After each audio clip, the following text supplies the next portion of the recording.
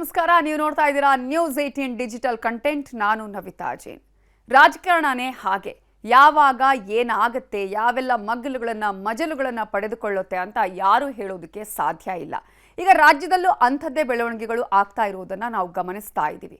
ಆದರೆ ಇವತ್ತಿನ ಒಂದು ಹೇಳಿಕೆ, ಇವತ್ತಿನ ಒಂದು ಬೆಳವಣಿಗೆ ಇನ್ನಷ್ಟು ಕುತೂಹಲಕ್ಕೆ ಕಾರಣ ಆಗಿದೆ. ಅದು ಬೇರೆ ಯಾವುದೂ ಅಲ್ಲ, ಮಂಡ್ಯ ಸಂಸದೆ ಸುಮಲತಾ ಅವರು ಕೊಟ್ಟಂತಹ ಹೇಳಿಕೆ. ನಾನು ಯಾವತ್ತೂ ಮಂಡ್ಯ ಬಿಡಲ್ಲ, ರಕ್ತದಲ್ಲಿ ಬರೆದು ಕೊಡಬೇಕಾ? ಈ ಪ್ರಶ್ನೆಯನ್ನ ಸುಮಲತಾ ಕೇಳಿದ್ದಾರೆ. ನಾನು ಮಂಡ್ಯ ಸೊಸೆ, ನಾನ್ಯಾಕೆ ಕ್ಷೇತ್ರ ಬಿಟ್ಕೊಡ್ಲಿ? ನೋ ವೇ, ಚಾನ್ಸೇ ಇಲ್ಲ ಅನ್ನುವಂತಹ ಒಂದು ಹೇಳಿಕೆಯನ್ನ ಕೊಡುವುದರ ಮೂಲಕ ಈಗ ಯಾರಿಗೆ ಸಂದೇಶವನ್ನ ಕೊಡೋದಕ್ಕೆ ಹೊರಟಿದ್ದಾರೆ? ಇದು ಎರಡೂ ಪಕ್ಷಗಳಿಗೂ ಸಂದೇಶನ ಅನ್ನುವಂತಹ ಚರ್ಚೆಗಳು ಆರಂಭ ಆಗಿದೆ. ಆಲ್ರೆಡಿ ಈಗಾಗಲೇ ಜೆಡಿಎಸ್ ಬಿಜೆಪಿ ಮೈತ್ರಿಗೆ ಖಡಕ್ ಸಂದೇಶವನ್ನ ರವಾನಿಸಿದ್ರ ಸುಮಲತಾ ಅಂಬರೀಶ್ ಅವರು ಅನ್ನುವಂತಹ ಚರ್ಚೆಯೂ ಆರಂಭ ಆಗಿದೆ. ಜೆಡಿಎಸ್ ಹಾಗೂ ಬಿಜೆಪಿ ಮೈತ್ರಿ ಮಾಡಿಕೊಂಡಿದೆ. ಮುಂಬರುವ ಲೋಕಸಭಾ ಚುನಾವಣೆಯಲ್ಲಿ ಕಾಂಗ್ರೆಸ್ ಅನ್ನ ಸೋಲಿಸೋದಕ್ಕೆ ಎರಡೂ ಕೂಡ ಪಕ್ಷಗಳು ಜಂಟಿಯಾಗಿ ಕಣಕ್ಕಿಳಿಯಲಿವೆ. ಇದಕ್ಕಾಗಿ ನಾನಾ ರಣತಂತ್ರಗಳನ್ನು ಹೂಡ್ತಾ ಇವೆ. ವೋಟ್ ಬ್ಯಾಂಕ್ ಆಧಾರದ ಮೇಲೆ ಕ್ಷೇತ್ರ ಹಂಚಿಕೆಯ ಮಾತುಕತೆಗಳು ಕೂಡ ನಡೀತಾ ಇದೆ. ಈಗಾಗಲೇ ಜೆಡಿಎಸ್ ನಾಯಕರು ಬಿಜೆಪಿಯ ಹೈಕಮಾಂಡ್ ಜೊತೆ ಮಾತುಕತೆಯನ್ನ ನಡೆಸಿ ಮೈತ್ರಿ ಫೈನಲ್ ಆದಂತಹ ಸಂದರ್ಭದಲ್ಲೇ ಮುಂದಿನ ಲೋಕಸಭಾ ಚುನಾವಣೆಗೆ ಕ್ಷೇತ್ರ ಹಂಚಿಕೆಯ ಬಗ್ಗೆ ಕೂಡ ಮಾತುಕತೆಗಳು ನಡೀತಾ ಇದೆ. ಈ ಎರಡೂ ಪಕ್ಷಗಳ ನಡುವೆ ಈಗ ಕ್ಷೇತ್ರ ಹಂಚಿಕೆ ಒಂದು ಕಗ್ಗಂಟಾಗಿದೆ, ಇನ್ನೂ ಕೂಡ ಫೈನಲ್ ಆಗಿಲ್ಲ. ಅದರಲ್ಲೂ ಮೈತ್ರಿ ಆದ್ರೆ ಈಗಾಗಲೇ ಜೆಡಿಎಸ್ 4 ಕ್ಷೇತ್ರವನ್ನ ಕೇಳುವ ಲೆಕ್ಕಾಚಾರದಲ್ಲಿದೆ. ಅದರಲ್ಲಿ ಪ್ರಮುಖ ಕ್ಷೇತ್ರ ಅಂತ ಹೇಳಿದ್ರೆ ಅದು ಮಂಡ್ಯ ಲೋಕಸಭಾ ಕ್ಷೇತ್ರ. ಮಂಡ್ಯವನ್ನ ಬಿಟ್ಕೊಡ್ಬೇಕು ಅಂತ ಜೆಡಿಎಸ್ ಈಗಾಗಲೇ ಪಟ್ಟನ್ನ ಹಿಡಿದಿದೆ ಅನ್ನುವಂತಹ ಚರ್ಚೆಗಳು ಕೇಳ್ತಾ ಇರುವ ಸಂದರ್ಭದಲ್ಲೇ ಯಾವಾಗ ಈ ಮೈತ್ರಿ ಮಾತುಕತೆ ಆರಂಭ ಆಯಿತು ಆಗ್ಲೇ ಮಂಡ್ಯ ಸಂಸದೆ ಸುಮಲತಾ ಅವರಿಗೆ ಕ್ಷೇತ್ರ ಕೈತಪ್ಪಿ ಹೋಗುತ್ತಾ? ಅವರಿಗೆ ಯಾವ ಕ್ಷೇತ್ರ ಸಿಗುತ್ತೆ? ಈಗಾಗಲೇ ಪರೋಕ್ಷವಾಗಿ ಅವರು ಬಿಜೆಪಿಗೆ ಸಪೋರ್ಟ್ ಅನ್ನ ಮಾಡಿದ್ದಾರೆ. ಹಾಗಾದ್ರೆ ಸುಮಲತಾ ಅವರಿಗೆ ಕ್ಷೇತ್ರ ಇಲ್ವಾ? ಬೆಂಗಳೂರು ಉತ್ತರದಿಂದ ಬಿಜೆಪಿಯವರನ್ನ ಕಣಕ್ಕಿಳಿಸುತ್ತಾ? ಹೀಗೆ ನೂರಾರು ಪ್ರಶ್ನೆಗಳು ರಾಜಕೀಯ ಪಡಸಾಲೆಯಲ್ಲಿ ಚರ್ಚೆಗೆ ಬಂದಿದೆ. ಆದರೆ ಇವತ್ತು ಮಂಡ್ಯದ ಪಕ್ಷೇತರ ಸಂಸದೆ ಸುಮಲತಾ ಅಂಬರೀಶ್ ಅವರು ಕೊಟ್ಟ ಹೇಳಿಕೆ ಇದೆಯಲ್ಲ, ಇದು ಇನ್ನೊಂದಷ್ಟು ಚರ್ಚೆಗೆ ಕಾರಣ ಆಗಿದೆ. ಅವರು ಯಾರಿಗೆ ಹಾಗಿದ್ರೆ ಸಂದೇಶ ಕೊಟ್ಟರು? ಪರೋಕ್ಷವಾಗಿ ಜೆಡಿಎಸ್ ಹಾಗೂ ಬಿಜೆಪಿಗೆ ಇದು ಖಡಕ್ ಸಂದೇಶವನ್ನ ರವಾನಿಸಿದ್ದಾರೆ.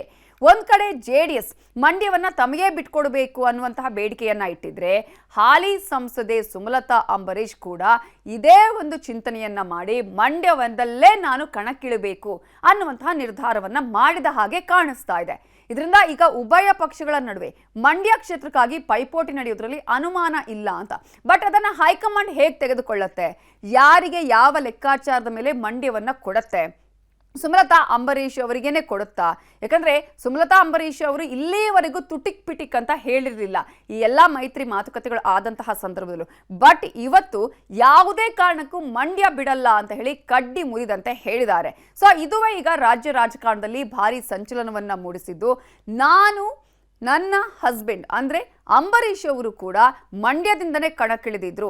ನಾನು ಮಂಡ್ಯದ ಸೊಸೆ, ಯಾವತ್ತೂ ಮಂಡ್ಯವನ್ನ ಬಿಡಲ್ಲ, ರಾಜಕಾರಣ ಬಿಟ್ಟರು ಸ್ವಾಭಿಮಾನ ಸಿದ್ಧಾಂತವನ್ನ ಬಿಡಲ್ಲ ಅನ್ನುವಂತಹ ಹೇಳಿಕೆಯೊಂದಿಗೆ ಪರೋಕ್ಷವಾಗಿ ಮೈತ್ರಿಯ ಖಡಕ್ ಸಂದೇಶವನ್ನ ಅವರು ಈ ಎರಡೂ ಪಕ್ಷಗಳಿಗೂ ರವಾನಿಸಿದ್ದಾರೆ. ಇನ್ನು ಬೆಂಗಳೂರು ಉತ್ತರ ಕ್ಷೇತ್ರವನ್ನ ಅವರು ಆಯ್ಕೆ ಮಾಡ್ಕೊಳ್ತಾರಾ ಅನ್ನುವಂತಹ ಪ್ರಶ್ನೆಗೂ ಕೂಡ ಅವರು ಇವತ್ತು ಉತ್ತರವನ್ನ ಕೊಟ್ಟಿದ್ದಾರೆ. ಈ ಆಫರ್ ನನಗೆ ಕಳೆದ ಚುನಾವಣೆಯಲ್ಲೇ ಕೊಟ್ಟಿದ್ರು, ನಾನು ನಿರಾಕರಿಸಿದ್ದೆ. ಈ ಸ್ಥಾನಮಾನ ಕೊಟ್ಟಿದ್ದು ನನಗೆ ಮಂಡ್ಯ ಜನ, ಹಾಗಾಗಿ ನಾನು ಬೇರೆ ಕ್ಷೇತ್ರದ ಆಫರ್ ಯಾವತ್ತಿಗೂ ಒಪ್ಕೊಳ್ಳಲ್ಲ. ಇದನ್ನ ನಾನು 100 ಬಾರಿ ಹೇಳಿದ್ದೇನೆ, ಇನ್ನೇನು ರಕ್ತದಲ್ಲಿ ಬರೆದು ಕೊಡಬೇಕಾ ಅಂತ ಕೇಳ್ತಾ ಇದ್ದಾರೆ. ಜೊತೆಗೆ ಮಂಡ್ಯ ರಾಜಕಾರಣನೇ ಹಾಗೆ, ಯಾವಾಗಲೂ ಚಾಲೆಂಜಿಂಗ್ ಆಗಿರುತ್ತೆ, ಚಾಲೆಂಜ್ಗೆಲ್ಲ ನಾನು ಹೆದರುವಂತಹ ಸ್ವಭಾವ ನಂದಲ್ಲ ಅಂತ ಹೇಳುವ ಮೂಲಕ ಸುಮಲತಾ ಅವರ ಈ ಎಲ್ಲಾ ಹೇಳಿಕೆಗಳನ್ನು ಗಮನಿಸಿದ್ರೆ ಮಂಡ್ಯ ಲೋಕಸಭಾ ಕ್ಷೇತ್ರದ ಮೇಲೆ ಕಣ್ಣಿಟ್ಟಿರುವ ಜೆಡಿಎಸ್ಗೆ ಖಡಕ್ ಸಂದೇಶವನ್ನ ರವಾನಿಸಿದಂತಾಗಿದೆ. ಮಂಡ್ಯ ಕ್ಷೇತ್ರಕ್ಕೆ ಪಟ್ಟು ಹಿಡಿದ ಜೆಡಿಎಸ್ ಹಾಗಾದ್ರೆ ಏನ್ ಮಾಡುತ್ತೆ? ಬಿಜೆಪಿ ಏನ್ ಮಾಡುತ್ತೆ? ಯಾಕಂದ್ರೆ ಈ ಬಾರಿ ಮಂಡ್ಯ ಲೋಕಸಭಾ ಕ್ಷೇತ್ರದಿಂದ ಸುಮಲತಾ ಅಂಬರೀಶ್ ಅವರನ್ನ ಕಣಕ್ಕಿಳಿಸುವಂತಹ ಪ್ಲಾನ್ ಮಾಡಿತ್ತು. ಆದರೆ ಈ ಕಡೆ ಕ್ಷಣದಲ್ಲಿ ಆಗಿರುವಂತಹ ಪ್ಲಾನ್ಗಳು ಬೇರೆಯದ್ದೇ ಚರ್ಚೆಯನ್ನ ಹುಟ್ಟು ಹಾಕ್ತಾ ಇದೆ. ಹೀಗಾಗಿ ಲೋಕಸಭಾ ಚುನಾವಣೆಗೂ ಮುನ್ನವೇ ಮಂಡ್ಯ ಕ್ಷೇತ್ರ ಮತ್ತೆ ರಾಜ್ಯ ರಾಜಕಾರಣದಲ್ಲಿ ಭಾರು ಸದ್ದು ಮಾಡ್ತಾ ಇದ್ದು, ಅಂತಿಮವಾಗಿ ಸಕ್ಕರೆ ನಾಡು ಯಾರ ಪಾಲಾಗಲಿದೆ ಅನ್ನೋದು ಕೂಡ ಅಷ್ಟೇ ಕುತೂಹಲಕ್ಕೆ ಕಾರಣ ಆಗಿದೆ.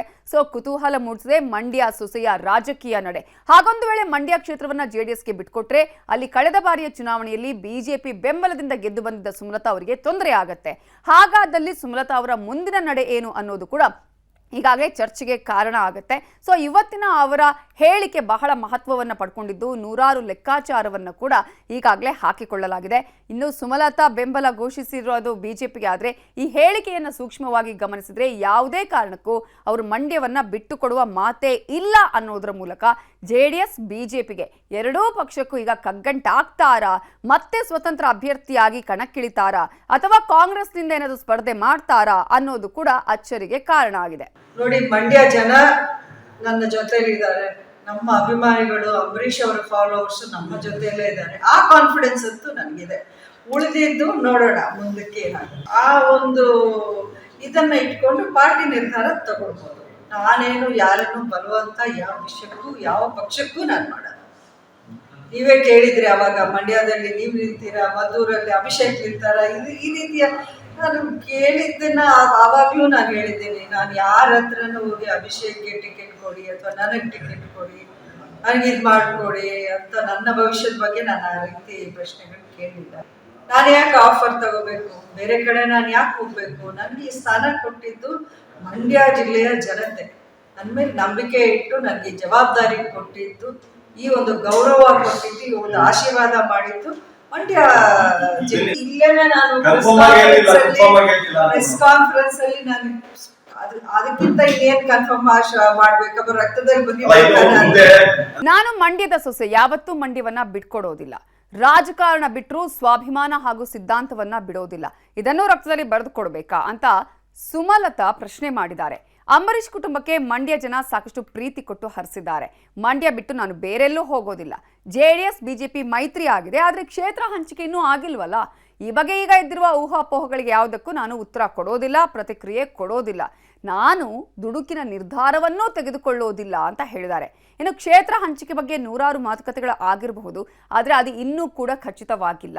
ಹಾಗಾಗಿ ಮಂಡ್ಯ ಜನತೆ ನನ್ನ ಜೊತೆ ಯಾವಾಗಲೂ ಇದ್ದಾರೆ, ಯಾವಾಗಲೂ ಇರ್ತಾರೆ. ನನಗೆ ಆ ಆತ್ಮವಿಶ್ವಾಸವಿದೆ. ಈ ಕ್ಷೇತ್ರ ಬೇಕು, ಆ ಕ್ಷೇತ್ರ ಬೇಕು ಅಂತ ನಾನು ಯಾವ ಪಕ್ಷವನ್ನು ಕೇಳಿಲ್ಲ.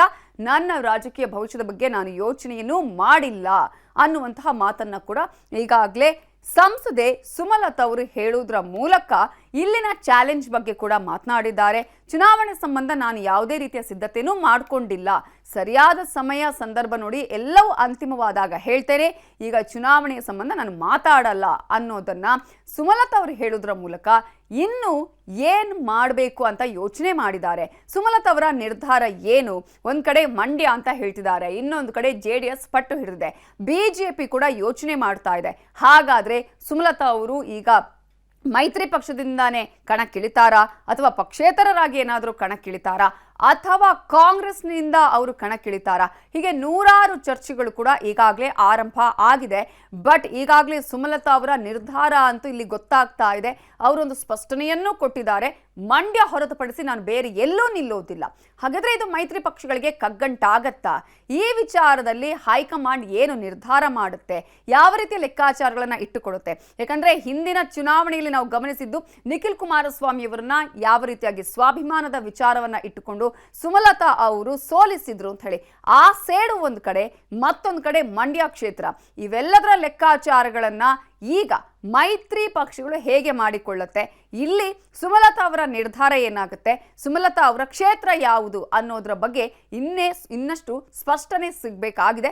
ನೋಡೋಣ ಏನು ಆಗತ್ತೆ ಈ ಒಂದು ಕ್ಷೇತ್ರದ ಬಗ್ಗೆ ಅನ್ನೋದನ್ನ. ಇದು ಇವತ್ತಿನ News18 ಡಿಜಿಟಲ್ ಕಂಟೆಂಟ್.